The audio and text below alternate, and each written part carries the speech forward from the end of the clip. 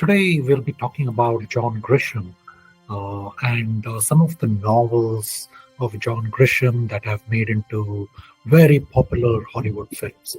So we'll talk a little bit about some of those films. So John Grisham was born in 1955 in Jonesboro, Arkansas. So he's known for his legal thrillers, like they are very fast-paced and it includes like a lot of courtroom drama and the characters, and he explores the intricacies of the legal system. He grew up in the American South, in a very small town of South Haven, Mississippi. That profoundly influenced his writing, especially him growing up in the South. And he initially pursued a career in law. He earned a degree from University of Mississippi Law School by 1981. He practiced law for about a decade, specializing in criminal defense and personal injury litigation. During this time, Grisham also served in the Mississippi House of Representatives from 1983 to 1990 as a Democrat. And that's an experience that deepened his understanding of legal and the political systems as well that are at play. So that allows him to kind of pull his experience of political understanding and his legal understanding. Today we'll be talking about John Grisham. His writing is characterized by very fast-paced narratives, and they are all intricate plots about the legal procedures, and it's also sort of educational as well as thrilling, I would say. So beyond the legal thrillers, he has also explored themes of wrongful convictions, and that's one of the core of his contributions. And within the novels itself, it's about these wrongful convictions. He writes a lot about it, and the death penalty and the complexities of the legal system. So it's sort of an educational activity. So if you want to learn more about the law, do read John Grisham's novels. So besides the legal thrillers, he has explored into other genres like sports and comedy, but always with a legal or a moral angle that is tied to it. So his commitment to social issues is kind of evident in all his non-fiction work as well as in his fiction works, right? So there is always a societal imbalance that is present, and he tries to bring out that into the public through some of his novels. And he's known particularly for all of his fast-paced thrillers, which is why we'll be talking about some of the novels that have been converted into. So, A Time to Kill is the very first one we'll go through. So Matthew McConaughey is the attorney, and his Jake Brigance defending Samuel Jackson, Carly Haley. The movie explores the Deep South and kind of the racial prejudice and justice themes. So Samuel Jackson's character is on trial for murdering his daughter's rapists, who are still on the loose, right? And he is really done the right thing, probably as far as Samuel's thinking is concerned. So now Jake Brigance has to sort of defend him, and this is a powerful courtroom drama, intense, emotional. It takes you through an emotional roller coaster when you watch this movie, and it's a wonderful movie to watch and a wonderful novel to tell. The next one is The Firm. This is Tom Cruise. So notice these are all famous characters now when we are in 2024. So famous actors and actresses: Matthew McConaughey, Samuel L. Jackson, Tom Cruise in this case. So Tom Cruise is Mitch McBeer, and he joins a prestigious law firm which kind of harbors a dark secret. They have their own agenda, which before joining, he didn't know about it. So Mitch tries to unravel the firm's corrupt dealings while he has to protect his family. They are after his life and his family's life. So he has to kind of protect himself as the family. It's all these thoughts that are here. So as the plot progresses, the film delves into intrigue and suspense. So it's an overall very gripping legal thriller with a lot of plot twists that come along the way. And it was also made into a series, which is many episodes. So the third one is The Client. So a very interesting read as well as a movie, and some of these, it's a testament that the novels were so good that they ended up being made into movies. So two young boys see a Lincoln vehicle. It arrives on the curb, and Mark's 11-year-old and his little brother were just trying to smoke a cigarette around the curb, just behind the curb, behind the bushes. So they were secretly trying to have a cigarette, essentially.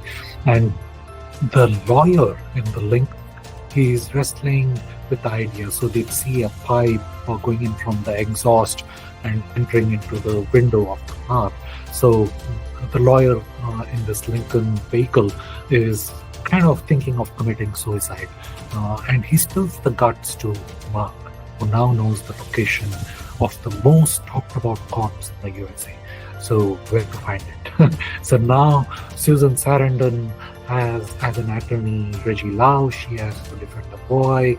So it's very hard to have a clear-cut discussion with the boy who is so young, right? And it brings in Tommy Lee Jones, Susan Sarandon, and the small boy, a very intricate plot and a fast-moving plot as such. So do watch the novel. So the fourth one is The Runaway Jury. So on the in New Orleans, an ex-employee, he goes into this stock brokerage firm and he shoots. 11 people are killed and several wounded. So he has done this marsh thing, and among the dead is Jacob Wood.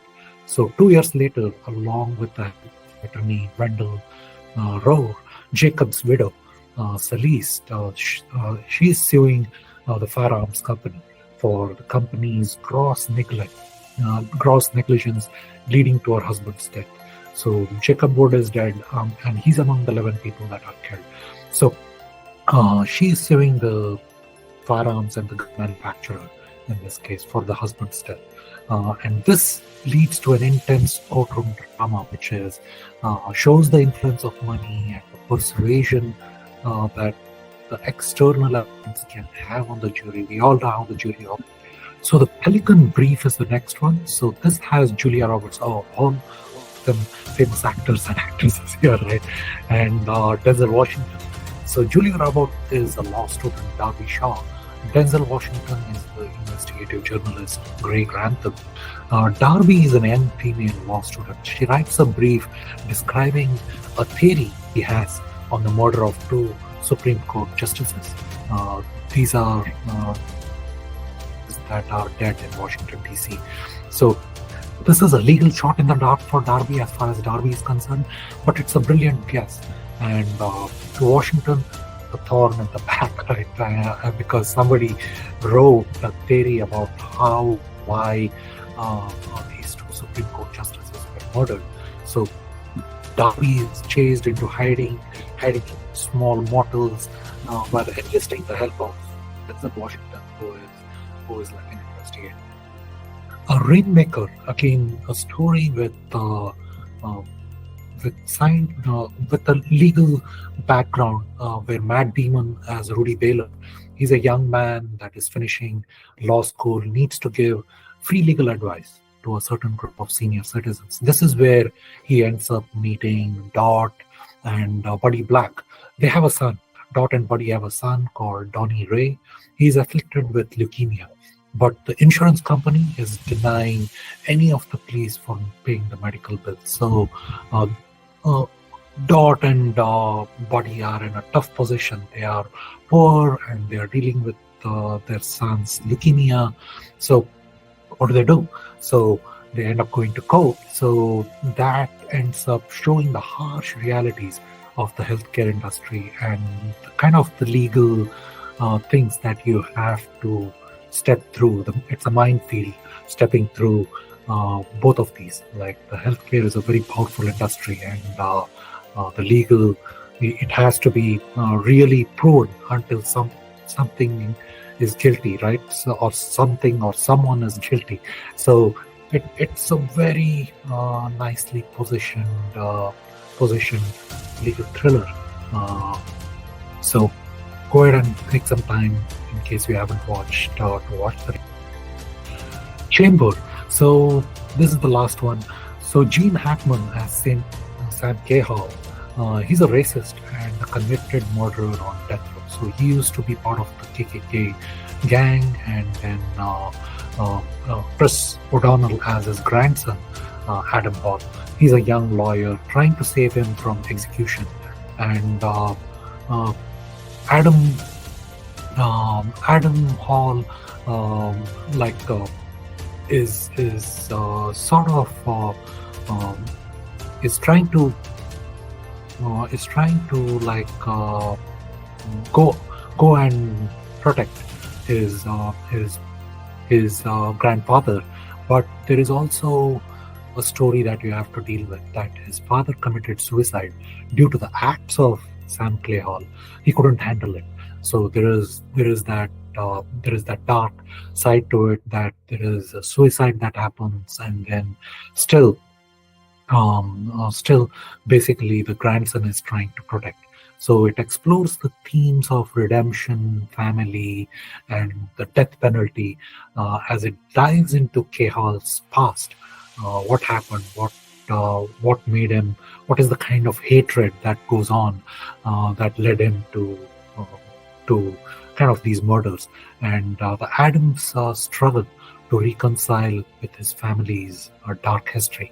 So it's showing like sort of the complexities in the criminal justice system, and this is like again going through a minefield of all of those complexities that exist. So John Grisham is known to bring out different kinds of legal complexities, and I love him for showcasing some of the non-profit work that a lot of the people do out there, and he brings them to light. And some of these are true stories probably, and it's up to John Grisham to tell whether they are or they are not. So I think wonderful reads.